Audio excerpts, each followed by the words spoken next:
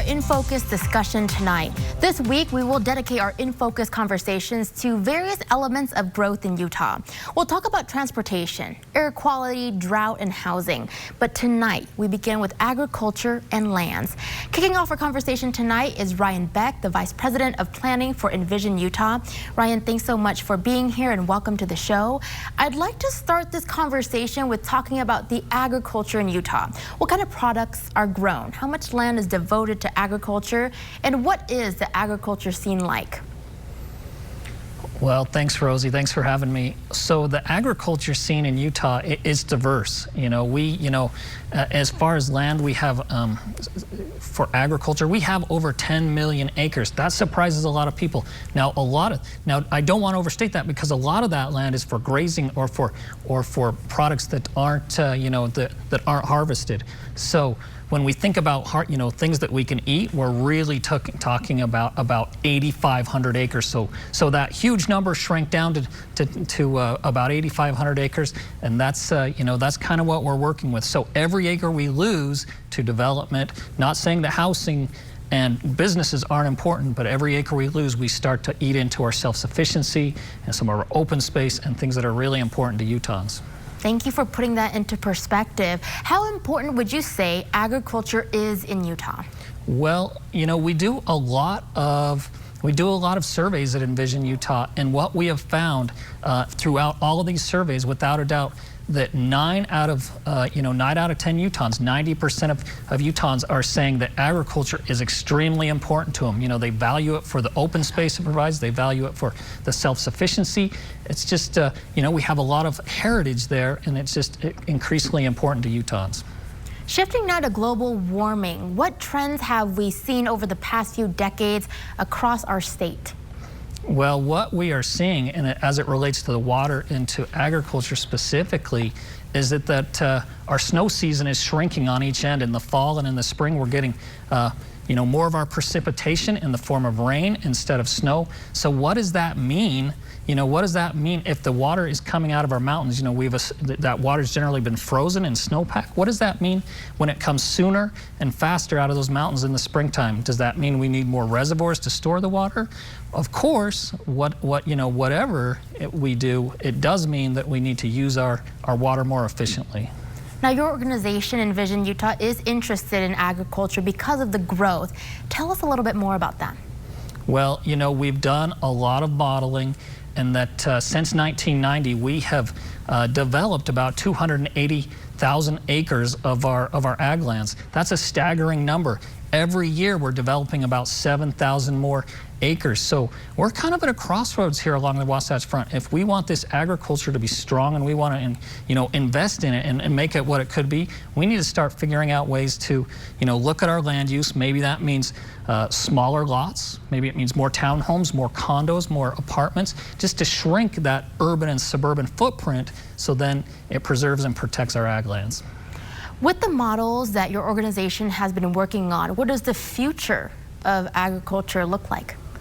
Well, I think that depends on the decisions we make today. If we can start using our land in more efficient patterns, I think housing and jobs and business don't necessarily have to be at odds with agriculture. I think there can be a harmony that we can find, a balance that we can find, and I just think it comes down to that wise land use.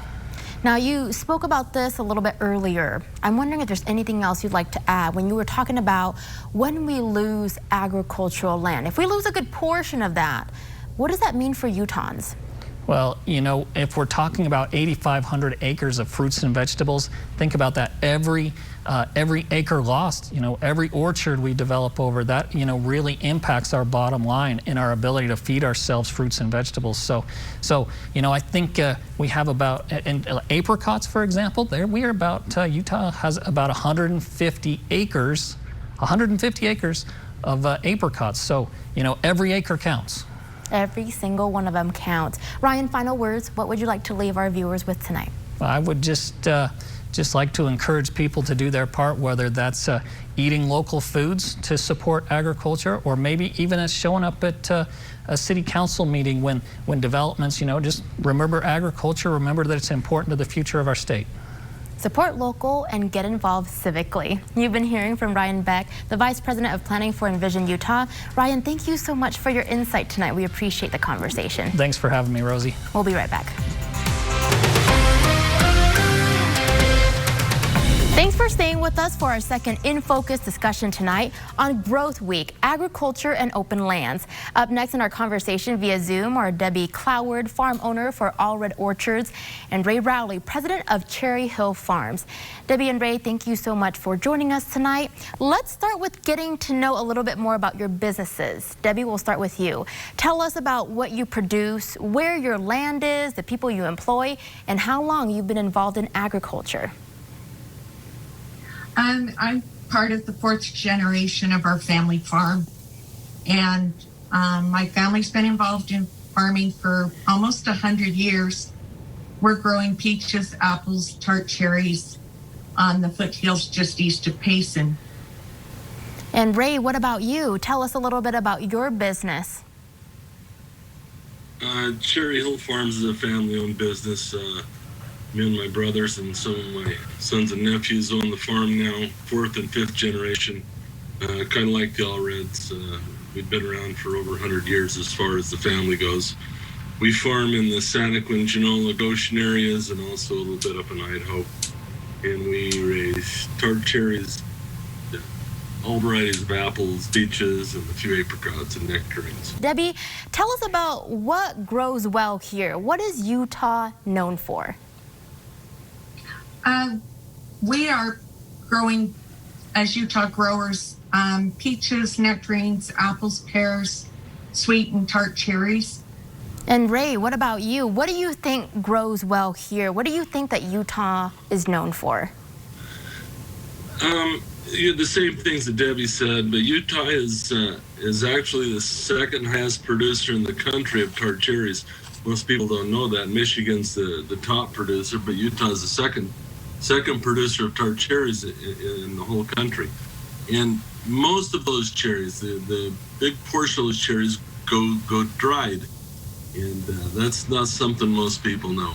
But yeah, they get sold all throughout the United States, some into Europe, some into Canada, and some on the Pacific Rim. So we're a big tart cherry state. Love that. Love our cherries. Debbie, one thing that we've been hearing about for the past few years is the extreme drought. How has the extreme drought impacted your business? I think we have been, especially this year, a lot more careful with how we water. We monitor our soil temperatures and our soil moisture levels a lot more closely, and the needs of each of our crops. And Ray, what about you? How has the drought impacted your business? We use canal water, Strawberry Highline Canal, and that has been cut back a little bit. Next year's the real turning point on that system. Some of our wells have gone way down this year. We're hoping for good snowpack to replenish the groundwater. So yeah, it's same as Debbie. We do a lot of monitoring, a lot of making sure we only water when we absolutely need to water for the crops that are sizing up at the moment. And for example, right now our tart cherries are almost going into a really slow down where they don't get water hardly at all right now. And most of the water is going to the apples and the peaches. So it's turned some of the things we do a little bit different. So yeah. Sort of change your watering strategy as well. Ray, in your opinion, how can cities and agriculture work together as our population grows? Many years ago, our county put in a thing called agriculture protection areas that allow farmers to run normal farming practices without threat of lawsuit of neighbors. For example, most of our harvesting happens at night. A lot of our spraying happens at night. We make noise at night. A lot of things going on at night, and people don't like to get woken up. So these ag protection areas from the county and Santaquin and Genola have implemented most of the same protections for farmers, and so that's one way that they've done it. Another way, and Santaquin just started this here a few months ago. They're getting it in place now, but they're having an agriculture advisory board made up of people that are within the annexation boundaries, but not necessarily residents of Santaquin, where they actually come and look at ordinances and look at annexations and have their input to the city council, so that they get the ag view rather than just the city council and the city planners view. I think that's important. So anyway, and communicate. It's really important that we communicate with not only our cities but our counties and what's going on. What do you think the future of agriculture looks like in Utah? You know, that, and this may take about 30 seconds, but my great-grandpa farmed where Timpview High School is today over 100 years ago. My grandfather farmed 80 years ago where a hospital is in Orem. My father 60 years ago was in Santaquin, and some of that's already gone to commercial and to housing. You know, I started 40 years ago, and the stuff that I've put together hasn't gone to housing yet, but I think history repeats itself.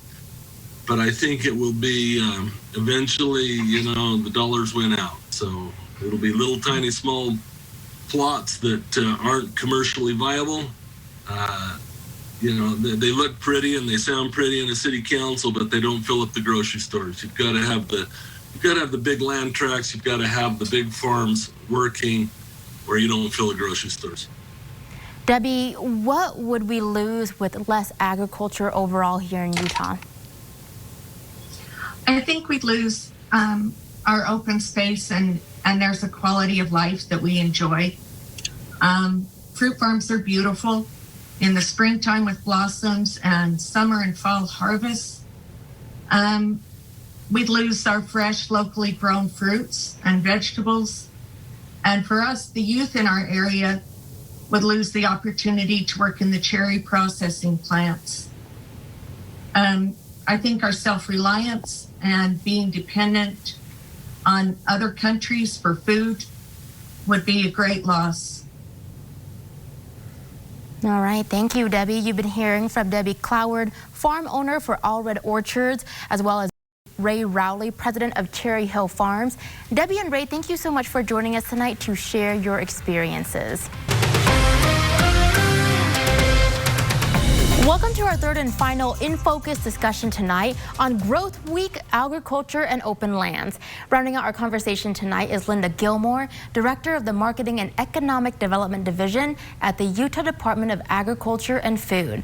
Linda, thank you so much for being here tonight. We'd like to start with talking about the various challenges that Utah's agriculture producers are facing right now. Can you tell us a little bit more about that?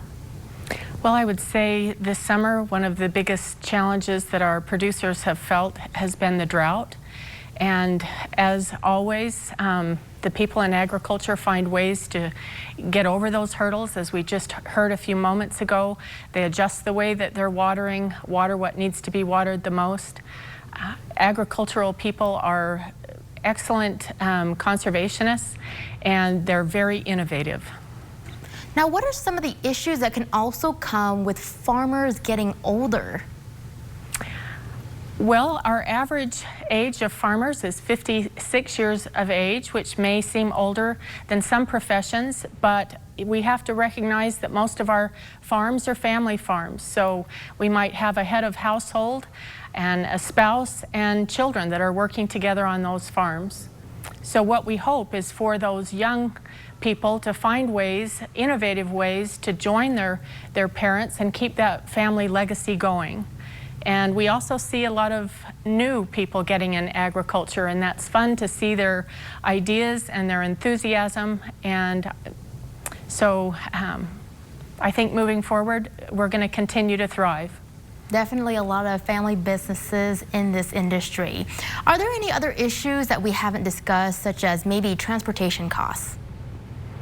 Well, transportation, I would say one of the methods of transportation that is costing quite a bit to our state is shipping our largest commodity, which is beef, outside of the state. So we raise enough beef for our state as well as exporting to other states and countries, but we ship the majority of that to the Midwest and other areas, and then we purchase it back at a value-added price. And so we would like to see opportunities for our cattle growers and other livestock people to be able to feed their product here, and we are working to grow the infrastructure, particularly in meat, but other areas of agriculture too, so that when we go to a restaurant or a grocery store, we can not just buy beef that was raised here, but beef that stayed here and was processed here and is sold locally. Yeah, I definitely don't think we should be paying more for beef that originally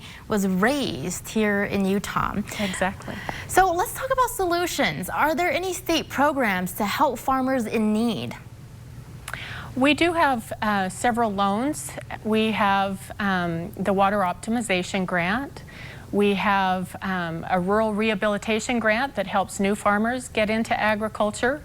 And we have an ARTL loan, which helps people develop their resources. And we also have other partners that have loan guarantees. The Farm Bureau has a wonderful program for young farmers and ranchers. So there are a lot of programs, and the Department of Agriculture is there to support both new and existing farmers and ranchers. Linda, in your opinion, what kind of development would be a good balance to allow for growth and keep as much agriculture land as possible? Well, I would hate to lose any more agriculture across the Wasatch Front. I think we need to keep our food sources close to the market, the consumers that want to purchase those foods.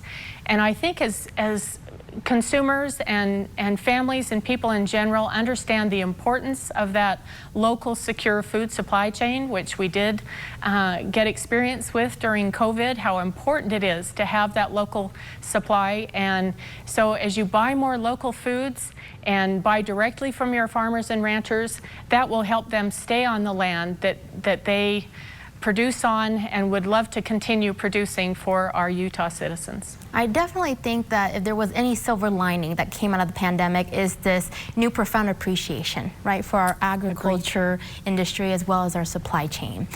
Linda, what about water? What's being done to manage water during the drought? Well, I know that some of the farmers have not been able to water their hay, and so it's been quite a challenge to find hay, but people have stepped up, and if they have hay that they're not using, they make sure that other people can find it, and the Department of Agriculture has a hay resource page on our website that can help people get connected, and the rains have helped as well. Definitely. These past few rainstorms that we've had during this month have definitely provided this positive outlook for our drought. Yes. Linda, what can our viewers do to help local farmers? I know you said buy local. Is there anything else that they can do if they are listening to our conversation, it's concerning to them, and they want to help out in some way? Well, the Department of Agriculture has a branding program called Utah Zone. So you can go to the utahzone.org webpage and find a number of farmers and ranchers and food artisans and bakers that have product not only available at different places around the valley, but also some of them you can buy directly from them or even online or have them delivered. So just go to utahzone.org. And also when you go out to a restaurant or you go to the grocery store, ask them where the meat came from. Ask them at the grocery store where the watermelons came from, and encourage those businesses to buy local and to provide local so that our wonderful Utahns can make that choice as well. Good tips there. You've been hearing from Linda Gilmore, Director of the Marketing and Economic Development Division at the Utah Department of Agriculture and Food. Linda, thank you so much for your time tonight. Thank you. Nice being here. And don't forget, we'd love to hear from you about the show. We invite you to join our Facebook group by searching ABC4 In Focus, or you can send us an email, infocus@abc4.com.